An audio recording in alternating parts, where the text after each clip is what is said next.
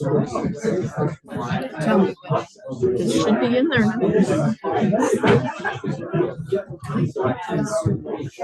Hello, everybody. Thank you for coming out on such a beautiful evening. It has really been a glorious day, and I'm sure you've all been enjoying that as well. One thing we used to do for a number of years, many years, is ask if anybody had any bird sightings that were special they wanted to report. So I'm asking you if any of you have a bird sighting you'd like to share. Yes. I have a black-headed grosbeak in my yard. Black-headed grosbeak. Yes, I heard of somebody else who had one. I'm still waiting for one to come to my feeder. Yes. A beautiful western tanager. Western tanager male. Awesome. Yeah. Times in the last few days. Awesome. I knew they were coming through. I'd heard one, and then it flew away, and I never really saw it. Yes. This wasn't anything rare, I don't think, but we saw three red-breasted mergansers up in Mackenzie swimming in the river. Three red-breasted mergansers swimming in the river in the Mackenzie upriver. They were all females. That's fun to see. That's so quintessential. Yeah. All right. One, Cecilia. In our neighborhood, we've got a quail that hangs out with the tom turkeys. A quail that hangs with the tom turkeys. That sounds like fun for, well, everybody probably. Yeah. Any swifts that I get home? Yes, we've heard about swifts at Agate Hall. On Sunday, there was a count reported of about 3,500 swifts, finally, because it took them a long time to arrive this year, and that was really the first good number that I'd heard about. So that will segue us right into talking about our Swift event, which will be this coming Friday. So I'm really glad to know there are swifts in town, plus a couple of other people were talking about seeing swifts along the rivers at Green Island. I think, Dennis, was that where you saw about 100 swifts? So that's great news. And the one problem I have about promising a great swift event this coming Friday is the weather is supposed to be rainy. But, the birds still come and go in spite of the rain, because once they're here, they're pretty dedicated to using the chimney for roosting. So it's a matter of whether we'll see the big event where they all drop in at the same time after sunset. But what it tells us is we could go any evening when it's a nice sunny evening and enjoy that. So if you've not seen it, please start looking if you want to enjoy that event. And one other event announcement that I have, there's going to be a couple of other announcements tonight. We're taking a few extra minutes for that. Is Sunday, April 28th, we're going to do the bike path cleanup. And we don't have too many folks signed up yet. And that's a great activity to help get out and clean up the bike path so that, we keep that neat and tidy. We also have support from the Bureau of Land Management staff, which is based out at West Eugene Wetlands. So they're going to be there supporting us with a big truck to haul the trash bags away and picker uppers and baskets and trash bags. And so we're hoping some more folks will sign on for that activity. And I think the weather's supposed to be nice on Sunday, so that would help in that activity. Ron, do you have an announcement you'd like to make?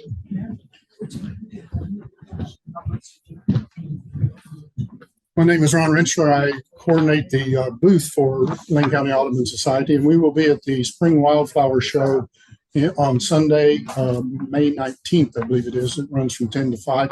It does take tickets to get into the event now. They've changed it a little bit, but if you volunteer for the booth, you can get there for free. Sorry.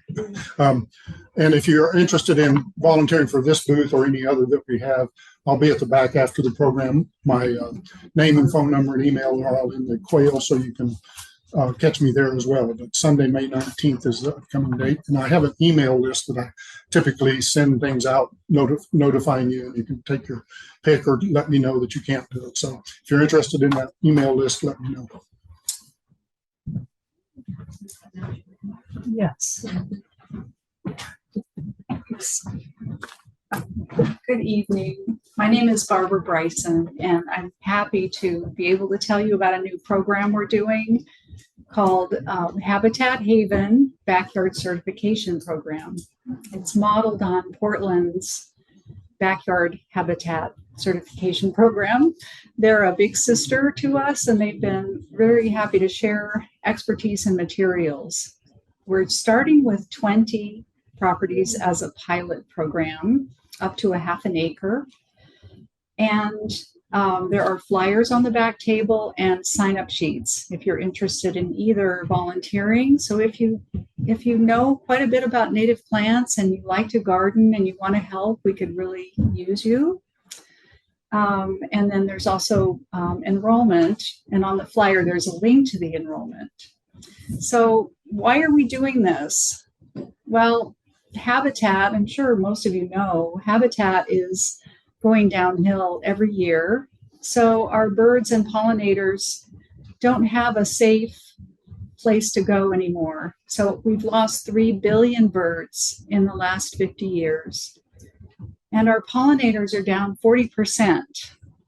But when yards become more native plant naturescaped, those critters come back.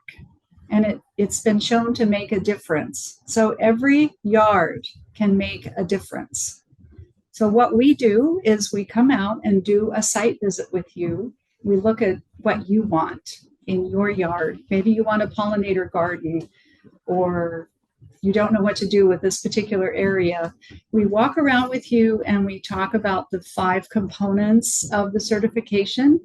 This covers native plant naturescaping, removing invasive weeds, which is the hardest part of this.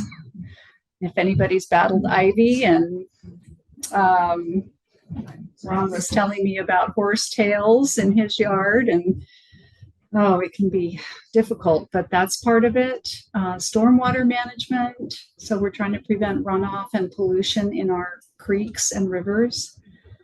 Pesticide reduction and wildlife stewardship, which means, you can make nests for native bees, or get rock piles, or have bird feeders, things that take care of the nature in your yard. So we offer 3 levels of certification: silver, gold, and platinum. And when you enroll and we come out, you get a yard sign that says habitat restoration in progress. So you can show off what you're doing to your neighbors and tell them all about it. And hopefully they'll want to do it too. So 20 properties, you can sign up back there. You can sign up on our website. And I have to thank, before I forget, Upper Willamette Soil and Water Conservation District have given us a startup grant. So they have faith in us, which is wonderful. I don't think Jared is here, but thank you, Upper Willamette. And I don't want to take questions because I don't want to break into Tim's talk. There he is. But you can feel free to email me if you have questions, and I will answer you. Okay? Thank you very much.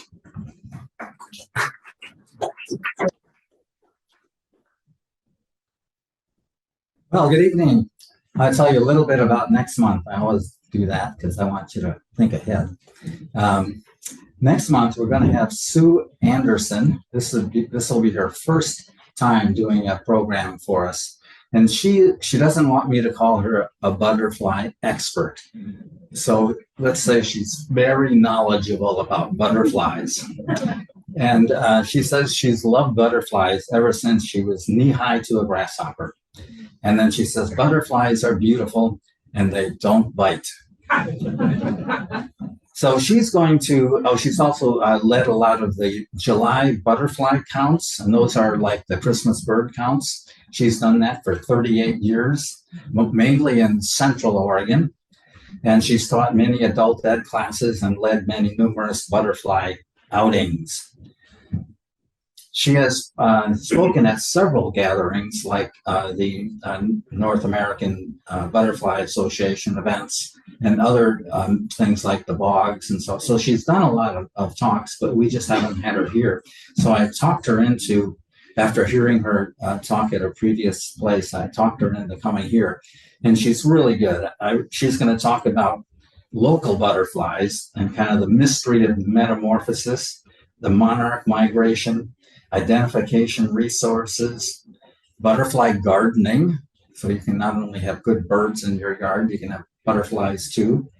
And she'll talk a lot about just stories about her field work and everything. So that'll be next month, May 28th. That'll be the Tuesday after Memorial Day.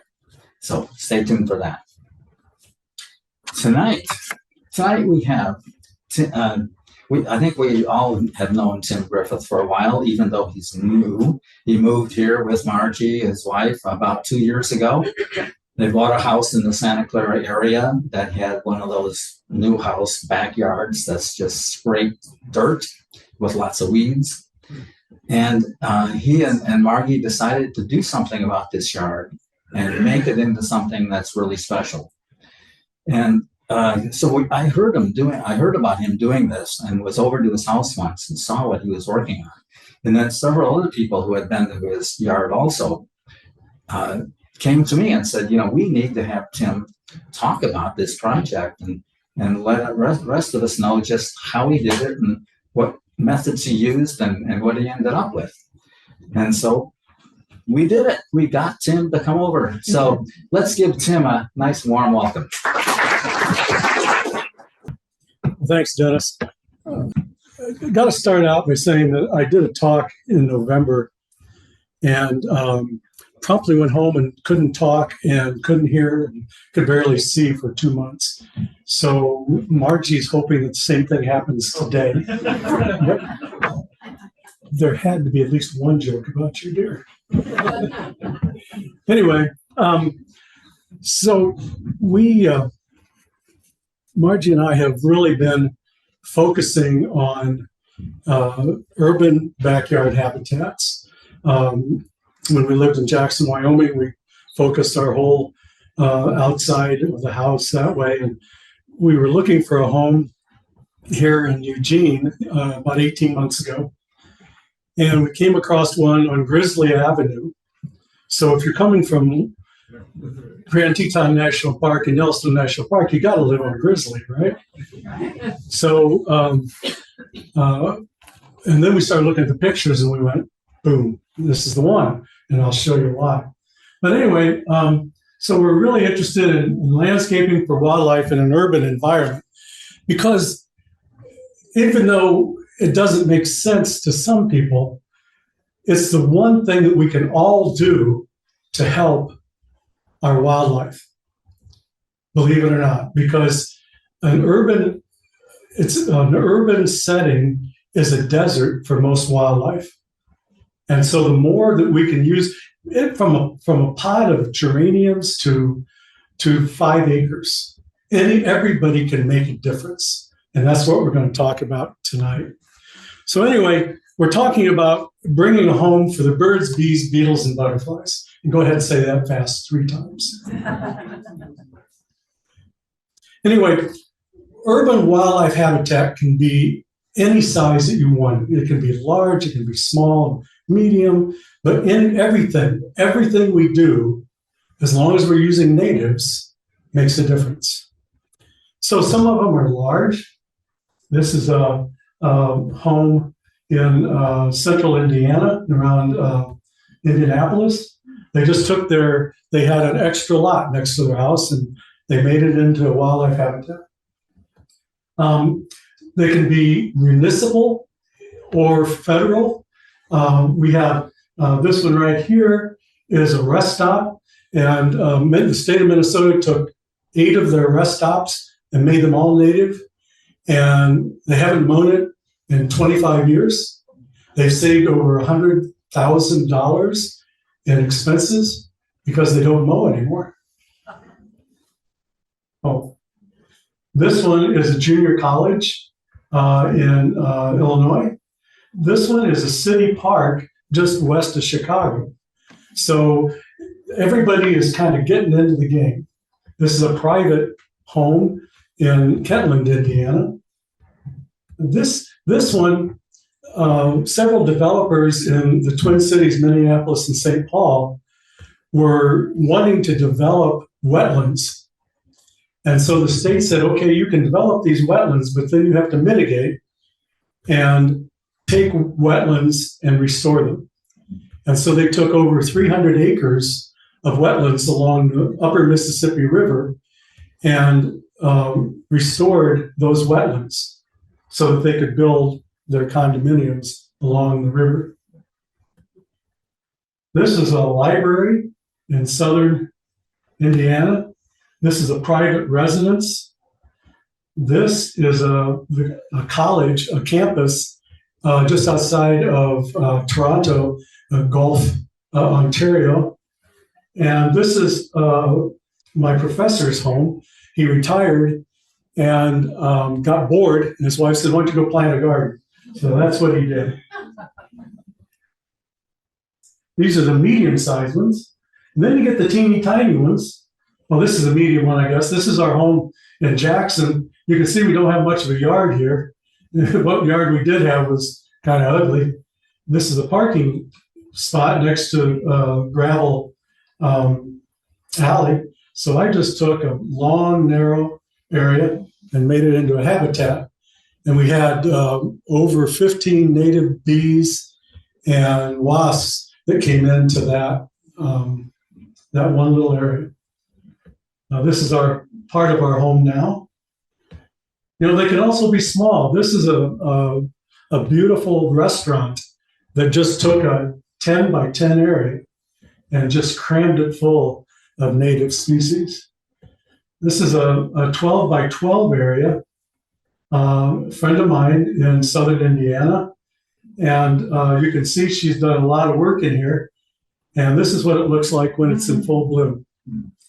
Now, I don't know if I'd want to walk down that path, but she has unbelievable, the birds, bees, and butterflies that come into that. This is outside of a cafeteria of a middle school in southern Indiana. And they wanted to teach children, 4th and 5th graders, about growing things and growing native things. And so they found this little area that they could use. But before we really get into the meat of it, I want to get on my soapbox a little bit and just give you some statistics to chew on. So there's $27 billion spent every year in lawn care, okay, in the US on 20 million acres of grass lawn. That's 10 times the amount of money we spend on textbooks in the public schools. 30% of our water resources are used for landscaping. The average household spends $700 a year on their lawns. We use 40 million lawnmowers in this country. 40 million lawnmowers.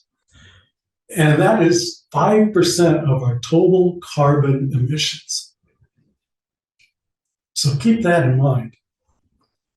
A gas-powered mower puts enough carbon into the atmosphere as 11 cars would in an hour.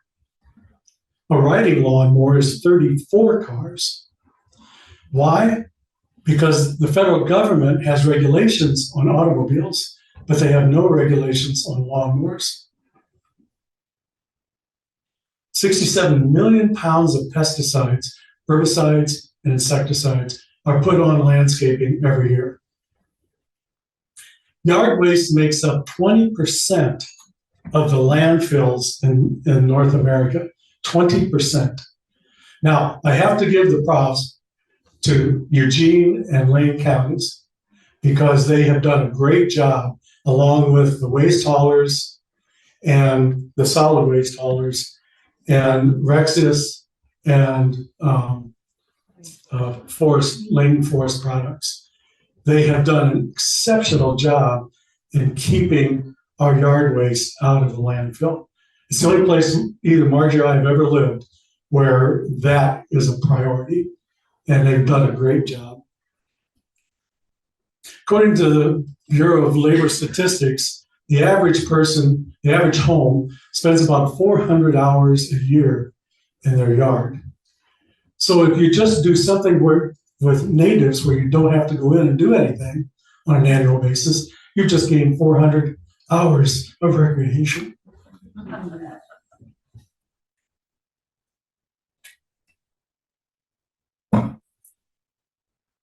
So Margie might get her wish. I don't know if I'm going to have a voice or not. Anyway, why plant natives? Well, it's pretty quick and easy. Lower annual maintenance costs, about competitive establishment costs. Margie is an accountant and a CPA, so you can pretty well understand that we were following almost every penny that was used on our yard, and you'll see what all that entailed. But when you look at how much it would have been to establish a lawn in that yard because there was nothing there, and then maintaining that over the years, we probably have come out pretty close. They're eco-friendly. It gives the homeowner an image of being environmentally sound. It's virtually no fertilizer or water is necessary after establishment because these are native plants that have evolved in this climate, so they can take the tough stuff. It helps perpetuate species, wildlife species, and plant species of special concern. Beauty goes without saying. 90% of the species are either perennial or heavy cedars, annual plants. Wet or dry, and you'll see what happens when you put something that likes dry into wet situations, and when you put wet things into dry situations. You know, we have made mistakes. They attract large numbers of bees, birds, and butterflies. Anyway, what makes up an ideal habitat? Food sources. The native plants and the birds that evolved around them, the plants provide plenty of natural food. One of the things that I think is important to understand is that if you have how many have bird feeders? Of course you do. And a bird only gets about 40 to 60% of its total nutrients from your feeder. And that's on the high side. You know, the average chickadee has about 25 different food sources that they go to almost on a daily basis. They like your feed being there, but they like variety. They're just like you and I. They like variety in their diet. So the more native plants you have in your yard, the longer you're going to keep those birds or the bees or the butterflies or the beetles, because they've got more of their natural food to choose from. I'm not saying don't go and buy bird food. I owned a Wild Birds Unlimited store for 10 years. So anyway, the one thing that a lot of people lack to keep birds in their yard and to increase the number of species in their yard, both in birds, bees, and butterflies, is water, clean, fresh water, and keep it moving. And you'll see why it's important. You've got to provide some shelter. I've got my old Christmas trees. I save Christmas trees. I put them in the back corner, and the birds can escape predators or any kind of danger by jumping into that brush pile. And it's very important for them. They'll stick around longer if they've got some way to shelter themselves. And of course, a place to rear their young. Anyway, this is Grizzly Avenue. And we want to talk about establishing an urban wildlife habitat and an Oregon tail. Yeah, I got it right that time. But this is what the house looked like. This is 4.5 inches of wood chips and a bunch of introduced species. None of them are invasive, but they're all introduced. Except for this guy right here. This guy is poisonous to dogs, cats, and little kids. But somehow it passed the muster with the city of Eugene, and the developer put them in everywhere in our subdivision. The city also made a bioswale out in front of the house.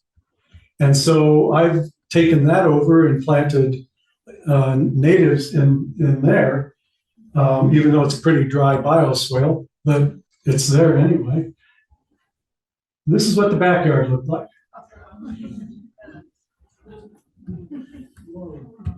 And we were just happier than pigs in deep slop to get that. Because this is our blank canvas, right? This, I give you the side view along the house and the fence because there'll be something there later, of course. This is what it looks like in the front yard last August. This is what it looked at like in October. This is what the backyard looked like in August. This is what it looked like in early October. That's the garden. If you can't get me on the phone, that's where I'm at. This is the butterfly garden. This was that area along the house, and now it's a butterfly garden. Anyway, we had help. I'm not going to say that I knew anything about living in the Pacific Northwest, but I knew a lot of people that did, mainly the Extension Service. So they were my first call, and they let me know about 20 or 30 different organizations and people I needed to contact. Also found a lot of help from Lane Forest Products, Down to Earth, Rexius, all those people, and much, much more. It wasn't just these 4 people, but there were a lot of people that helped us plan our perfect wildlife habitat. The two companies, though, that helped us the most were Doe Creek Native Plant Nursery and Viking Landscape and Design. They were really instrumental in helping us put the whole thing together. This is Cynthia Lafferty, who owns Doe Creek Nursery. She came out, she walked around, threw her hands up and said, I don't know what you're going to do here. And I said, well, we're going to do something, so you better plan something. She said, well, I think we could do something here, do something there. She was babysitting that day, by the way. And then she just threw her hands up again, said, I don't know about this time. But she made us a nice little site map of what she thought we could do. And we said, okay, how much is this going to cost? And boy, were we surprised. It was about half of what I thought it was going to be. Here's just some of the things we put in. And yes, okay, I know we took spaghetti and threw it against the wall to see what would stick. But I'm the kind of guy that loves experiments.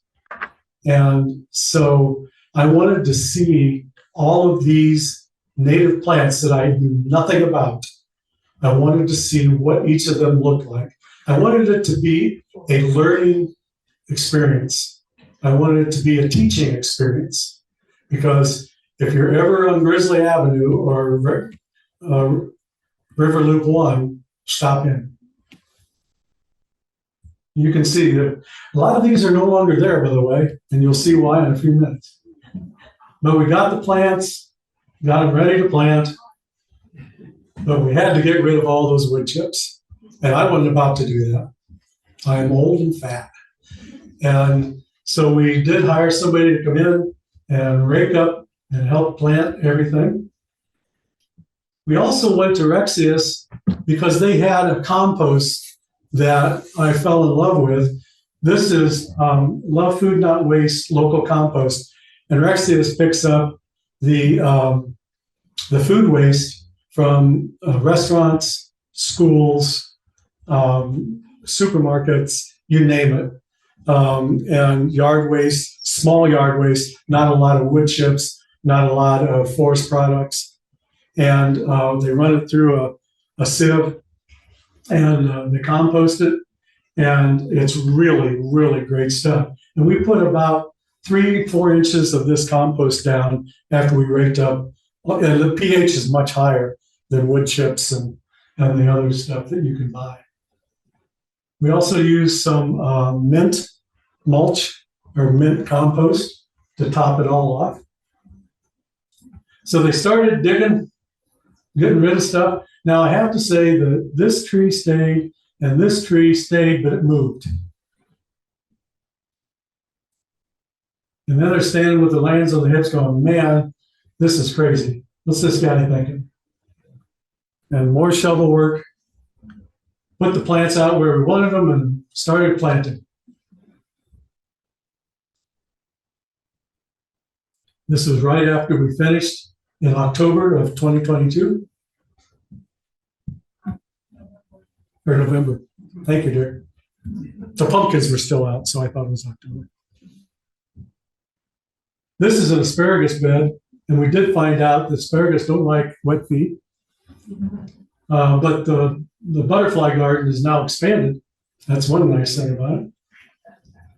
Here's the raised beds that we put in, and it's 60-40, 60% nature's best planting soil from Lane Forest products, and 40% love food, not waste. This is what they looked like last summer. We also put in a worm composter, vermiculture, and this thing sits below the ground level. It has holes in it for aeration, but then the worms can move in and out as they choose into the raised bed, and they choose not to. They break down everything really fast. We started out with 100 worms, and I'd say there's probably 10,000 in there right now. But we have something blooming every month. And that's another reason to have things spread out, because that little critter called an Anna hummingbird doesn't know enough to migrate.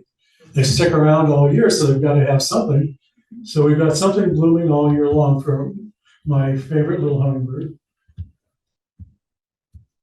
This is goldenrod, not a very good picture. I am not a professional photographer, by the way. Wallflower. This is the milkweed. This is the milkweed and goldenrod of our butterfly garden.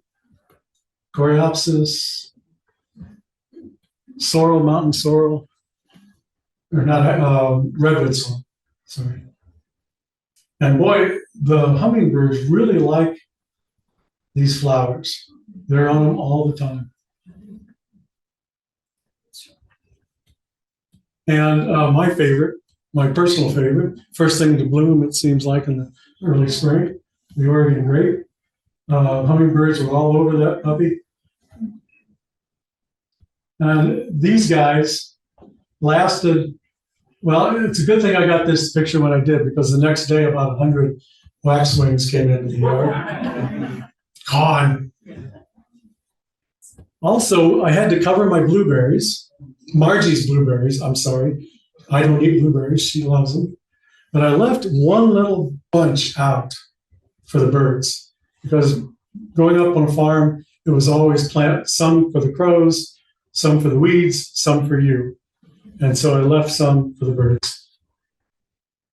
Fill in again. Columbine, iris. But wait, what's going on in our yard? And all of a sudden we started finding all of these wet spots in our yard. And a lot of the stuff started dying. We couldn't figure out what was going on. So there was a tree that died, so I decided to dig it up. I dug it up, took it over, cut it up, put it in the yard waste bin. Probably 15, 20 minutes, and I came back to this. Wow. Yeah, that's what we got. We had 6 or 8 inches of sand fill, and then some of the ugliest, nastiest, slickest gray clay. You could make a house out of this stuff. You can see here's the sand, and then right down here, sand right here, and then the clay. That's what it looks like. And so all the water from the yard sits right on top of that clay.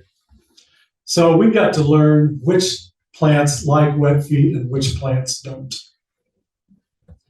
So now wait, we're not done yet with our yard, because the most important part of it is yet to come. Oh, here we go.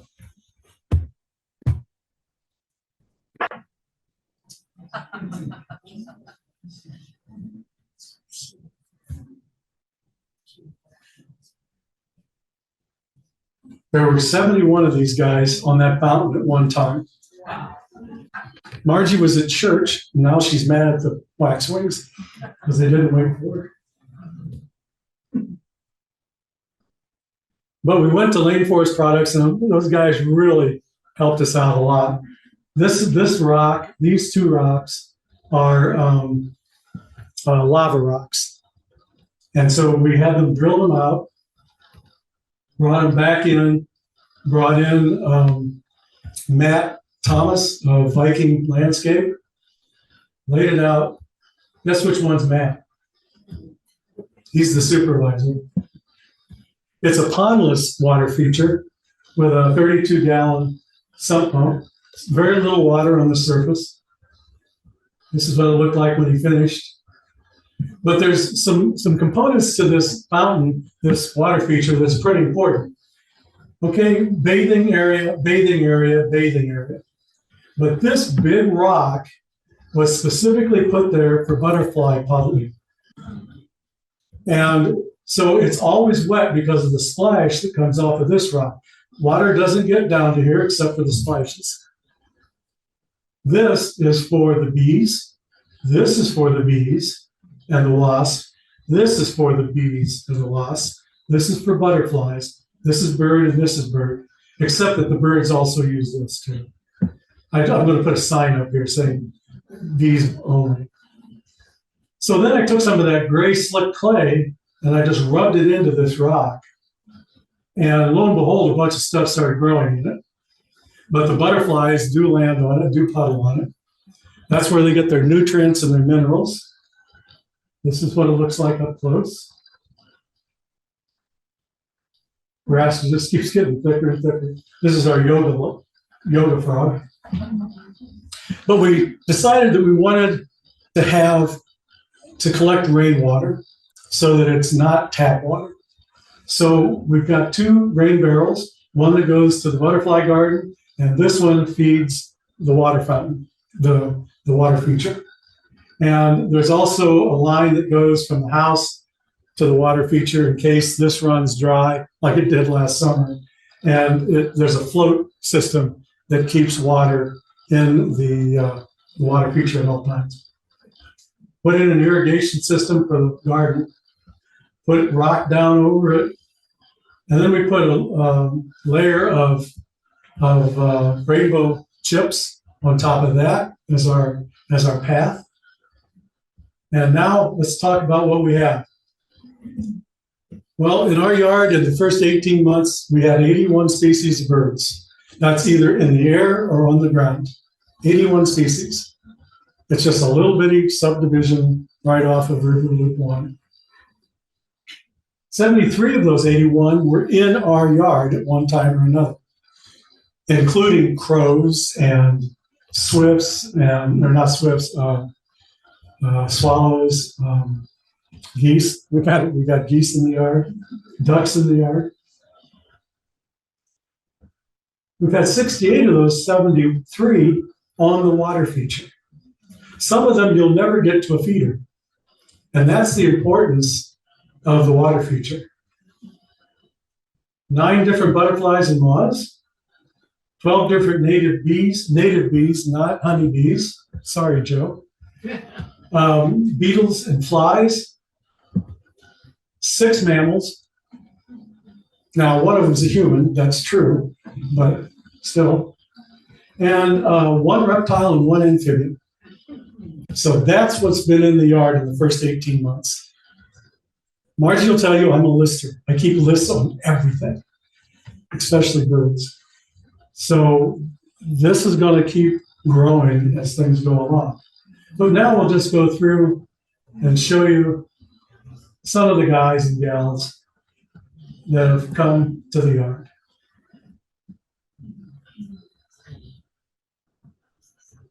We had 8 of those in the fountain the other day. It was kind of fun. Bush tits. I'm sorry, but this is probably the cutest bird that lives in this place. They're just so cute. This is a bush tit and an Audubon warbler. Orange crown warbler. You're not going to get those guys, you'll feed her. White crown. This is the guy that I love to see coming. He is gorgeous, isn't he? This is all during, you can tell during that ice storm, the only free water going. And you should have seen those 4 days. It was such a blessing. We put our old Christmas tree out, and they sure use that as well. This is again an Audubon, male Audubon warbler. Yellow rumped warbler, sorry folks, yellow rumped warbler. If you're birding with me, it's a butterbutt, okay? Song sparrow, again, never singing, but boy in the ice storm, there he was. Chickadees, both chickadees. This is what Margie calls the hummingbird bidet.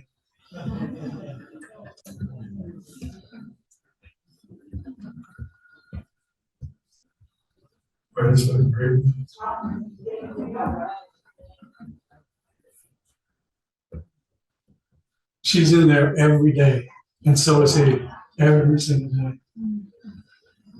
Nashville warbler.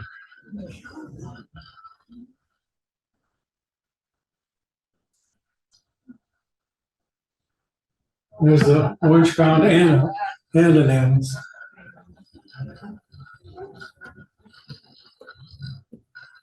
There's just something magical about watching birds bathe.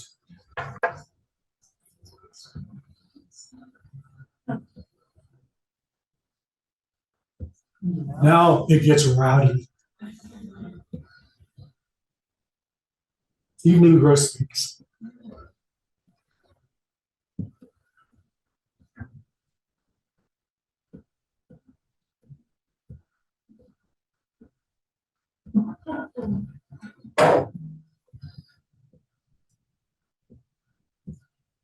That's the female, the drab one.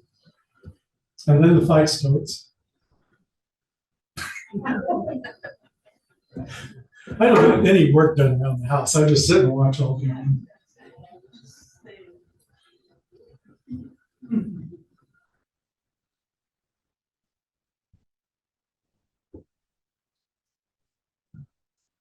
But I planted what I call my wildflower garden, my bird garden. This is a prairie tick seed that they're feeding on. And we had about 30 of both lesser goldfinches and American goldfinches in this little area at one time. Couldn't get a good shot of it, but it was pretty fun. Junco. You know, someday somebody's going to put a book out about bird butts. And I'll know what that is. But, you know, one of the things about having a wildlife habitat is you never know what's going to show up. This is a bird from the Great Plains, Nebraska, Kansas, North Dakota, South Dakota. This is a Harrison sparrow. Showed up in the backyard for over a month, almost 6 weeks. And people, we had quite a few, I don't remember exactly how many people we had come to the house to see this bird.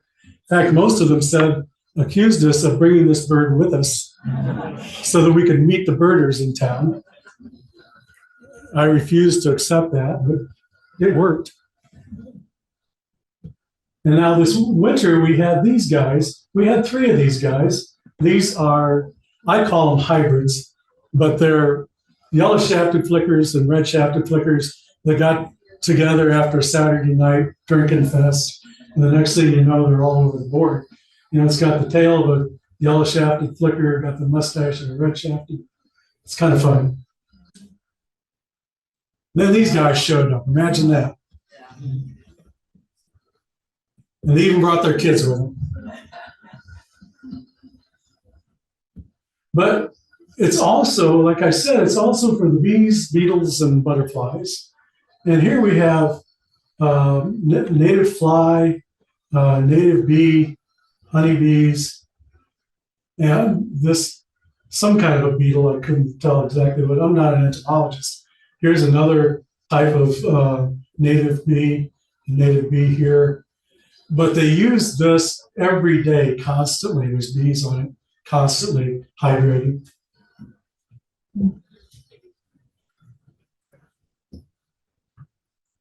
There's over 20 bees on this little patch of flowers right here. I took a still shot and counted them. That's how I knew how many's on it.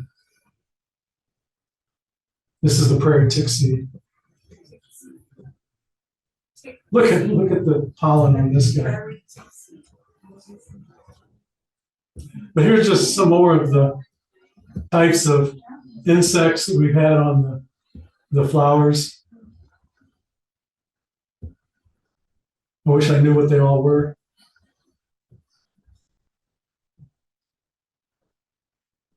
There were plenty of butterflies, but that's the only shot I got of any of them. Wasps, hornets, wasp, fly.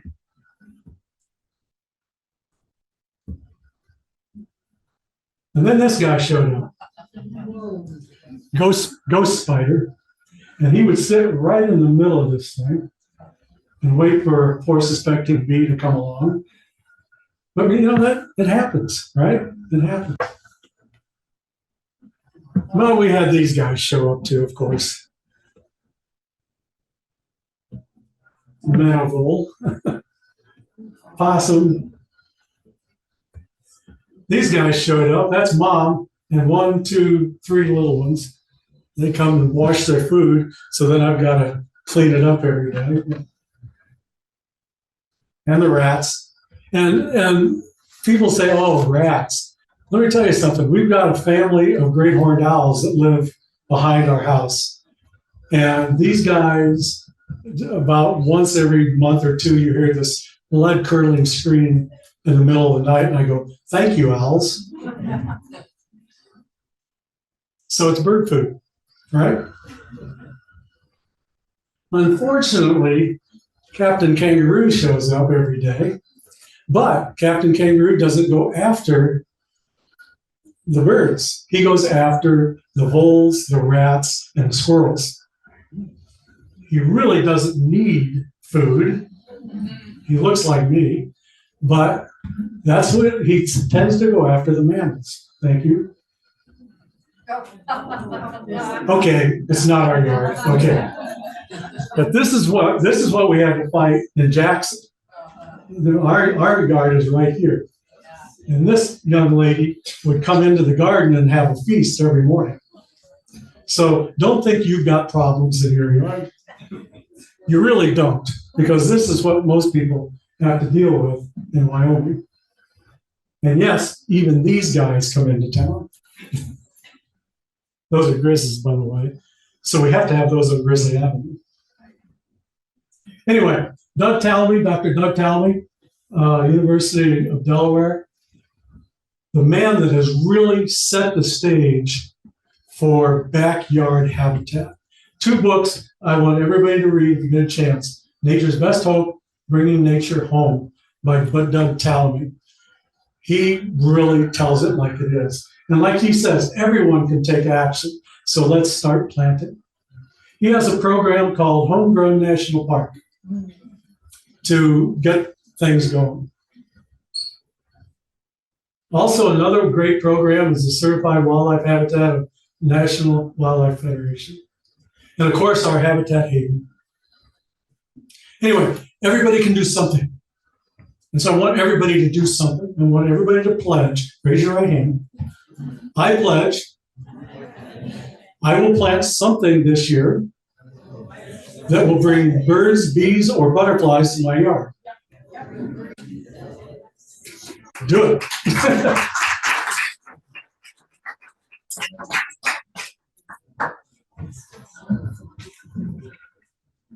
So see if we have some questions. Questions?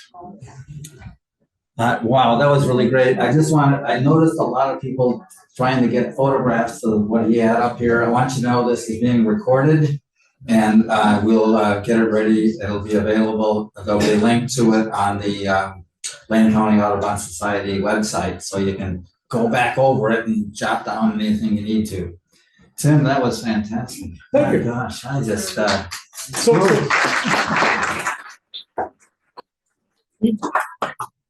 So Dennis the other day asked me how long it was going to be, and I said it's either going to be 3 minutes or 3 hours, because I didn't know. Questions? Yes, back there. So I think you had two kinds of compost that you can get for Lane Forest products. And so in yards, how do you know that doesn't have weeds? The question is, if it's from people's yards, if the compost is from people's yards, how do you know that there's not weed seeds? Blackberry, has, Yep. invasive blackberry, or a very native and very nice thing that you don't have to have, which is poison oak. It's great native, it's great for birds, but it's more for food, right? And all sorts of other, and just the invasive grasses. How do you don't get that in that compost? It's from people's yards. It's a very good question. And if you come to our yard, you're going to see two of those things in the yard. You're going to see blackberries and poison oak. So yes, it happens, but the blackberries are going to stay, and the poison oak is going to stay because of what it provides to the wildlife. I'm just going to stay away from it. And so yes, it is an issue. Hopefully, a lot of that stuff is taken care of through the composting process, the heating up. If you've ever been the one compost is not from yards. Most of it is food waste, and so that's a little bit better. But I have pulled very few what I consider bad plants out of the yard, and so I'm thinking the composting system does take care of most of those weed seeds. But yeah, it does happen. You've got to stay on it. I was gone for 2 weeks and I spent 3 days pulling weeds. But that's what happens. I still am going to stand behind it. Over here. I'm assuming you don't live in any kind of gated community where there's any kind of restrictions on. Yeah. No. Yeah, so I'm gonna ask, if this has been an educational opportunity for either your local people within the new development or even others or school kids or anything like that?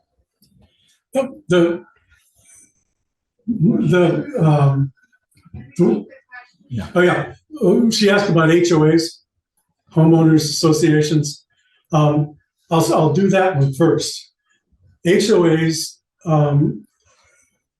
they're becoming very strict, but it's an educational issue more than anything else. And I'm hoping through the Habitat Haven program that we're implementing, the Audubon Society is implementing, I'm hoping that we can be an educational service to these HOAs and these communities, because that's the only way that it's going to get solved. I have a twin brother, believe it or not, and he lives in South Carolina, and he gets fined on a regular basis because he ignores everything they tell him to do. That's not the way to do it.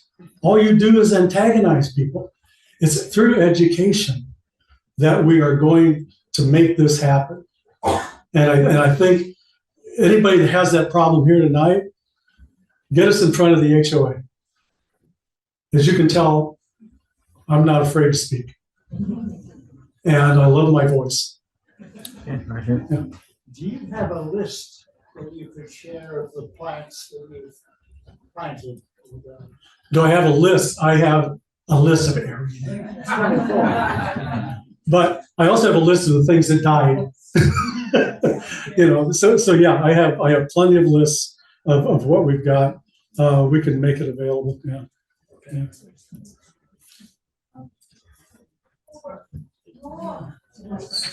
Do you have your own 3-year composting bins at the back where you do the 3-year process? Do you have composting bins? No, yeah, the compost. Do I have compost bins? The only compost bin I have is the worm bin. Yeah, everything else I buy from either Rexius or Lane Forest products. What was the plant, the shrub that the developer put in around Grizzly Avenue that was poisonous? Yeah. But wanted to know the name of the plant that was poisonous to dogs and kids and that was planted by them, the developers? Yeah, I don't have that list. And I'm too old and feeble-minded. I can get it, but it's got a name about this long, and it's from China, and I really can't remember what the name of it is. But yeah, it didn't belong here, that's for sure. Right. Yes. So another, back to blackberries. I think you said you leave them in your yard? Yep. Because I have a yard, if I had not torn out the blackberries, it would simply be completely, and so I'm not trying to be contrarian here. And this is lovely, but and please correct me, but I think blackberries, which are this, one considers them to be this invasive thing, but they make probably really good habitat, right? It's this huge place where nobody wants to go in and the birds feel safe and it's. Okay, the question is about blackberries and there's some good qualities to them and also some bad qualities. And what are your comments about that? Yeah, the reason that I kept them is for all those things you just said. And our blackberry patch is probably 5 foot by 5 foot. You just keep stopping. Just keep digging. I'm retired. I don't have anything to do. Well, that's not completely true. I got to go birding with him. Yeah. Tomorrow. Tomorrow, Yeah. Dick, question. I thought you could tell me if they knew what you said in their yard, what would their neighbors think?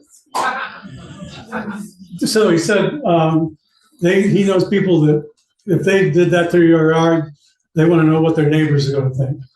Our neighbors use it as an educational tool. They don't have a choice. If I'm out working and they walk by, they're going to get education. And my motto is the same motto that President Theodore Roosevelt used. One's love of nature is only half served unless they share it with others. And I share it every day with somebody. And it's an educational, back to yours, it's an educational situation. Any one of you are welcome to come 132 Grizzly Avenue. There are people in here that came, and I wasn't even home to see that crazy bird. And I opened it up, the same thing. Yeah. Okay, one last question. You mentioned the OSU extension, and I would encourage people to check with, they can get more information about plants. They've had an active committee or program there. I used to be active in that, but it's been quite a while. But I would take advantage and check that also. So it's just an encouraging remark rather than a question, and that's about the OSU Extension Service. Yeah. It's very valuable. It's there for all of us and a great resource. Specifically, different areas that they teach you about compost and stuff. And one of the things is using native plants and changing your yard to exactly what you. Yeah. Yeah, they were great. They were great. Help you with that. They were great. Yeah. Well, thanks, folks. Appreciate it. Yeah, thank you very much.